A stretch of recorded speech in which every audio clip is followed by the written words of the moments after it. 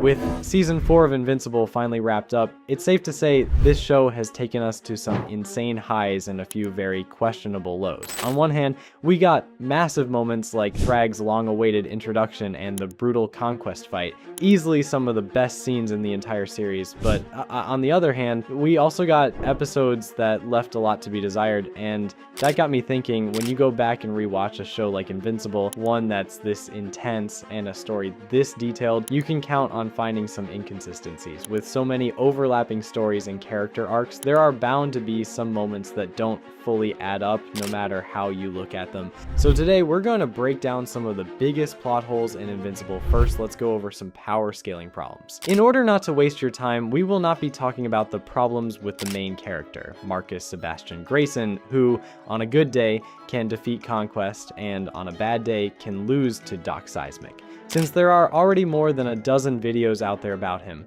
You're not supposed to be this tough. You're not supposed to win. Things change.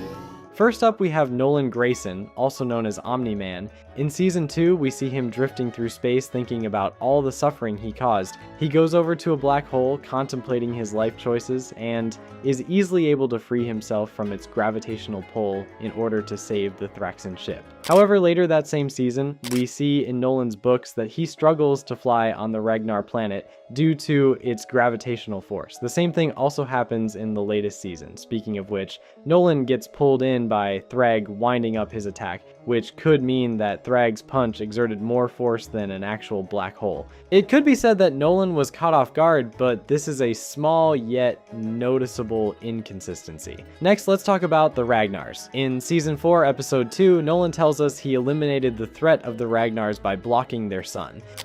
They're cold-blooded, so I had our scientists put that solar disk in place to freeze their planet's sun, implying that they need high temperature to survive. And later that very same season, during the end of the Viltrumite War, Space Racer brings them into the fight in space, where there is no temperature. And here, the Ragnars are not only able to survive, but also able to defeat multiple of the strongest beings in the galaxy. And don't worry, things just keep getting better, because Ragnars are the only species in the entire universe who can stand their ground against Viltrumites, and the Viltrumites are also aware of this fact. Even Viltrumites are scared of Ragnars, and for good reason. I was the only survivor of the first research team that came here. I know there are certain characters like Alan the Alien and Battle Beast who can do the same, but they're outliers among their own people, while the Ragnars are all able to injure Viltrumites, but they can't fly, which is also what allows Alan and Nolan to escape their planet. But they're really strong, so bringing them in the Viltrumite War seems like a smart idea at first glance. But even if you offered me money to explain what happened in Space Racer's brain to bring them, I wouldn't be able to do it. Like, I can't even tell you who looks more idiotic in this scenario. The Coalition, who thought bringing the Ragnars, creatures with no flight ability, into a space battle, or the Viltrumtes, who, despite knowing that these creatures can't fly, instead of avoiding them, try to fight them head-on, which leads to the Ragnars swiping the faces of Viltrumites clean off. I think you understand why this looks ridiculous. And the thing is, this is a show exclusive, because in the comics, Thrag acts as a leader and commands his forces to ignore the Ragnars as they can't fly. But in the show, he's just too busy aura farming. I do understand the writer's thought process. They needed to find a way to repay the generational aura debt Thrag had inherited due to episode 6. But it still made him look like an idiot, which would work for a character like Conquest, who is the definition of brute, but Thrag, who is a diplomat, I don't think it works for his character. Now let's talk about something that doesn't get called out enough, the actual strategy of the Viltrumite Empire, because when you really think about it, it's kind of all over the place. The Viltrumites are supposed to be this hyper-advanced, galaxy-conquering civilization. They've taken over countless planets, wiped out entire species, and built an empire that thrives on efficiency and domination. Viltrum was already the greatest empire in our galaxy. We decided to make it the only empire in our galaxy. But when it comes to Earth, their approach is weirdly inconsistent. At first, their plan is actually genius. Send one agent, Omni-Man, to slowly integrate, weaken the planet from within, and prepare it for takeover. No war, no resistance, minimal losses. Your real mission was to bang your way across the galaxy, looking for someone your people could make babies with?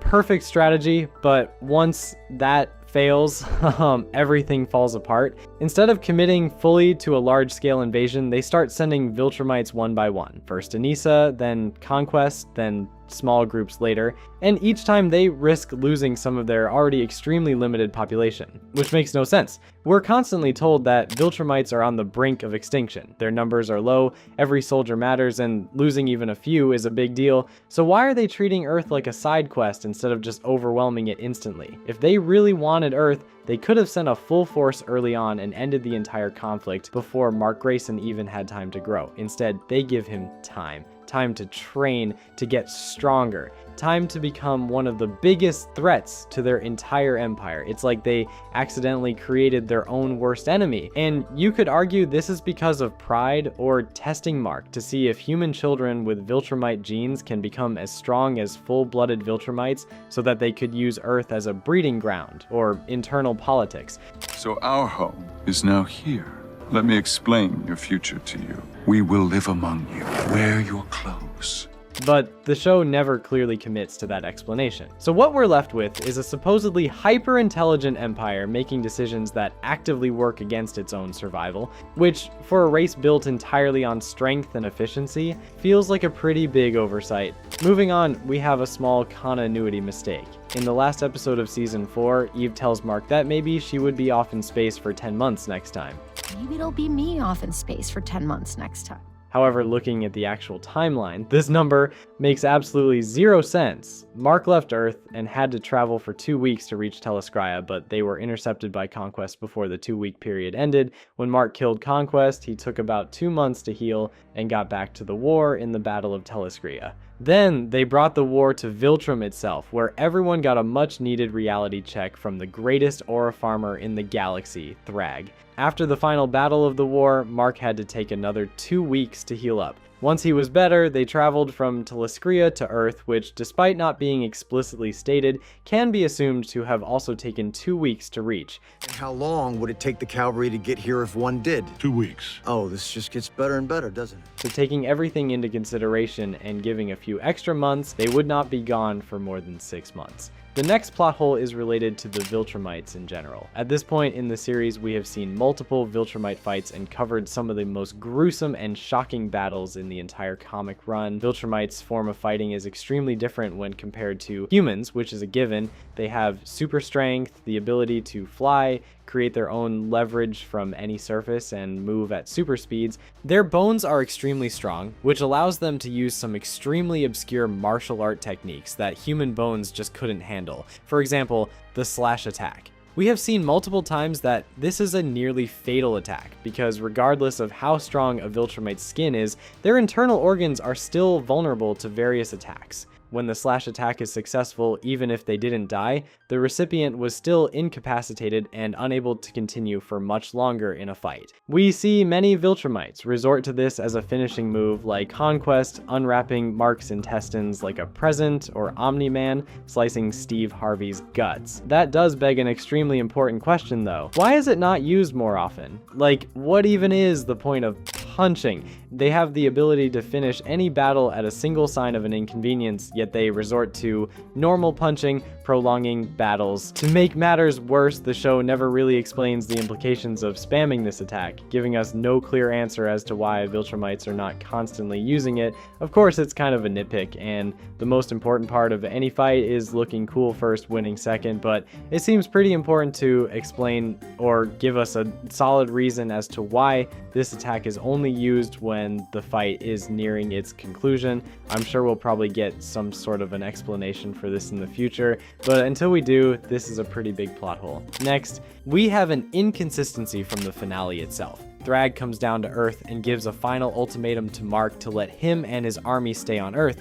Any attempt to find us, to remove us, to thwart us, by you or the coalition of planets, will result in the death of billions. Before this, every time a Viltrumite came down to Earth, Cecil was the first to know. When Anissa confronted Mark, Cecil knew immediately and was trying to plan contingencies. Later, with the arrival of Conquest, Cecil knew exactly how strong he was and where to find him. This can be inferred from the fact that he instantly teleported to get Oliver the medical help he needed after almost getting split in half by his murder grandpa. In the latest season, we see Cecil knew about Nolan's arrival on Earth and was monitoring their ship till the moment it left orbit. Omni-Man's ship is breaking orbit, heading 249 Mark 7. It's the first time this planet's been Viltrumite-free in over 20 years. He also knew where and when to find Nolan, where they had their conversation in the season finale. But somehow he wasn't able to detect an entire Viltrumite warship unloading 37 Viltrumites on Earth. During his debut, Space Racer was somehow able to solo both Nolan and Alan, even without his gun.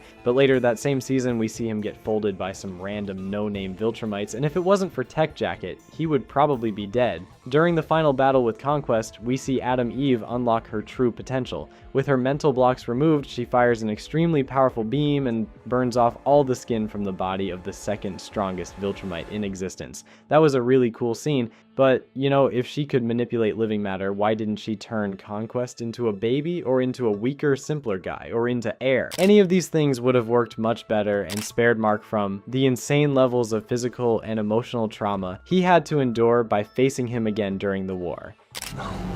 There's no way. This is what happens when you don't finish what you started, boy.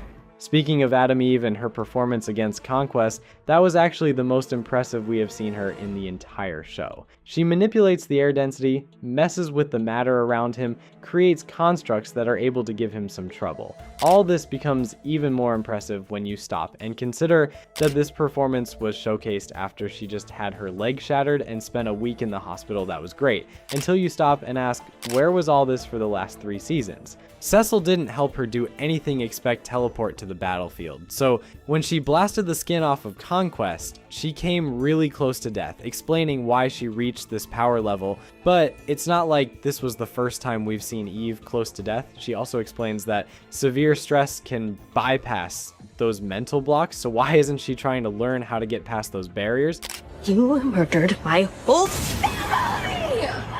I don't know, in her line of work, being stressed has to be as common as the sun rising. So why isn't she trying to master this ability and working on bypassing those mental blocks herself? I mean, I know there is the matter of nerfing her to keep the show going, but apart from that, there should be a genuine reason she isn't working on honing this kind of power. Now, let's talk about the most overpowered space cat in the galaxy. That's right, the unofficial intergalactic Mufasa himself, Battle Beast. Who possesses the courage to dare free Battle Beast? Now, if you know anything about this show, it's that Battle Beast is really no joke. However, one thing that the season 4 finale made pretty clear was that not being able to fly is a huge weakness for Battle Beast, which was exploited well by Thrag. Instead of fighting him head on, he removed his jetpack and tossed him like a ragdoll, essentially rendering him useless for the entire fight, taking him out of the picture. This is made clear later on in the comics when Battle Beast fights Thrag again. Then even Thrag is taken aback by how much better his performance is on an actual planet. But then, how was Battle Beast able to take the Viltrumite soldier sent to execute Nolan? Nolan is already one of the most powerful Viltrumites, so we can assume the people sent to murder him were also high-ranking Viltrumites. Getting back to Omni-Man, he is stupidly overpowered. This man single-handedly destroyed an entire planet and nearly wiped out an entire race in what cannot be more than a few weeks. And then you have about 8 more Viltrumites attacking Telescria and not doing more damage than an atomic bomb, which is ironic since Mark was able to tank one just last season with nothing more than a mild concussion. $400 billion for the world's most expensive nosebleed. And we saw random Mark variants cause more damage than all of the Viltrumites that came with Thrag did combined, which is a small nitpick, but an inconsistency nonetheless. Speaking of the Battle of Telescria, what was Thrag's grand plan? We saw him hold on to his emotional support skull during the fight like a toddler hanging onto a toy, and he orders the other Viltrumites to retreat. But he was the strongest person there. If he wanted to, the battle could have ended right then and there. What makes matters worse is the fact that he isn't like Conquest, who is just a genocidal maniac with lust for blood. He is portrayed as a strategist and a politician who makes tactical decisions. But what ends up happening is he solos the entire coalition squad either way, which he could have done in episode 6 as well. Thrag makes it very clear that the death of any Viltrumite pains him and leaves in him a void. The death of any Viltrumite leaves a void in me, which is shown when he spares both Mark and Nolan. But here's what I don't understand. Why would he not step into the fight and end it in 2 minutes? Not doing it caused the death of quite a few Viltrumites, but he thinks those deaths are fine when he's just busy aura farming. Also, during the Battle of Telescria, Mark and Oliver destroy the Viltrumite warship, and then the coalition team steps in, and we get a cool lineup with all our main characters. But here's what I can't explain. How do 4 Viltrumites alongside Alan the Alien and Tech Jacket struggle to lift a ship when previously we have seen Mark lift an iceberg, Nolan lift a mountain, and both of them stop meteors? You should have seen the asteroid I diverted a few years ago, the size of Texas. Let's talk once again about some continuity errors in the second episode of season 4. We see Nolan teach some Viltrumite children about the Purge and Argal's assassination. But later on in another flashback, we see that not only Nolan, but also those kids lived through these events, and there aren't very many differences visible between them, so it only makes sense that the Scourge virus was released just shortly after the Purge, which is incredibly stupid and out of character for a calculative leader like Thaddeus who emphasizes on the longer game and the bigger picture. Moving on, we have the Reanimen. God, the power levels in the show are all over the place. In season 1, episode 7, we see that some Reanimen catch Nolan off guard and are able to damage him, which makes less than no sense considering this man tanked an actual nuke with nothing more than a nosebleed. Even if the Reanimen are made of something extremely strong like metal, we have seen how easily Omni-Man destroys those things. But it is fine, you know, maybe the Reanimen are just that strong and are able to stand their ground against a Viltrumite until we see Mark one-shotting them left and right. Now either Cecil took a page out of Marvel's multiverse saga with quantity over quality, or the writers forgot how to write such stupidly overpowered characters into the overarching narrative. Next up, we have a fan favorite character, Cecil Stedman. God, where to begin with him? We have seen in seasons 2 and 3 that he is able to run scans and simulations to figure out just how strong someone is. He was the first to realize Mark had no chance of beating Anissa in season 2, or that Conquest was probably stronger than even Omni-Man in season 3. Based on bone and muscle density scans, the simulations give Mark a less than 18% chance of surviving a combat encounter with her. With that in mind, he should know exactly what to do to stop someone. The fact that he thought that 400 tons of tungsten steel alloy and an explosion was meant to stop Conquest of all people is the most out of character decision we have ever seen from him. After seeing all the contingency plans this man made for both Omni-Man and Mark, this just comes off as bad writing. In season 4, there was zero mention of the sound device that can incapacitate Viltrumites. Remember that giant lobster you tangled with in Atlantis? I had the lab boys recreate the sound it made. Turns out we can transmit it to your earpiece. The Coalition was losing their mind, trying to gather weapons and allies capable of stopping the Viltrum Empire, but Mark didn't even consider bringing up the frequency device that immobilized him. The next plot hole is about the recovery time. It makes sense for Viltrumites to have their intestines pulled out and be back in action in a few months. The problem is that this happens with almost every character. Rexplode got shot in the head and had his arm bitten off, yet in a month he was back in action fighting some octopus alien. Shrinking Ray tried to explode Komodo Dragon from the inside and had every bone of her body crushed, yet she was back on the Guardians in a few months. Adam Eve had her leg snapped like a twig, yet somehow she was able to fight Conquest and hold her own in a week. Angstrom Levy had his head beaten into the ground, with his big brain lying all over the place. Yet, he was not only able to return, but was also able to recruit 18 Invincible variants to wreak havoc on Earth in the span of a couple months. It's also not stated that the GDA has some special technology that helps speed up their recovery time, so this remains a small but recurring inconsistency throughout the series. The next plot hole also has to do with Adam Eve. In season 3, Eve and Mark talk about moving in together, where she explains that the city would not allow a random house spawning out of thin air. If we had a place of our own, we could just be together, you know? Like a grown-up couple who's in this thing for real. That is, if you want to. This leads them to make their own company, even though in just last season, she turned an apple into literal gold to help her family financially. She would rather have her boyfriend be a glorified bodyguard than to use that same idea. The point is, Eve could have made money out of nothing and used that to buy a house. She may have failed at using her powers to build things safely before, but she wouldn't have to worry about zoning laws or building regulations if she bought a house that was already safely built using money she made with her powers. At the end of the day, Invincible is still one of the most intense and well-written superhero stories out there right now. The characters feel real, the fights have weight, and the world actually evolves as the story progresses. And honestly, that's exactly why these plot holes stand out as much as they do. Because when a show sets the bar this high, even the smallest inconsistencies become noticeable. But here's the thing, not all of these are necessarily bad. Some of them might get explained later. Some of them are just the result of a story that's constantly trying to move forward at a fast pace. And some of them might not even be plot holes at all, just details that weren't fully explored. Still, they're fun to think about. Because when you start looking closely at a world like this, you begin to realize just how complex it really is. And sometimes those little cracks don't ruin the experience, they actually make it more interesting, giving fans things to discuss and debate after watching. But what do you think?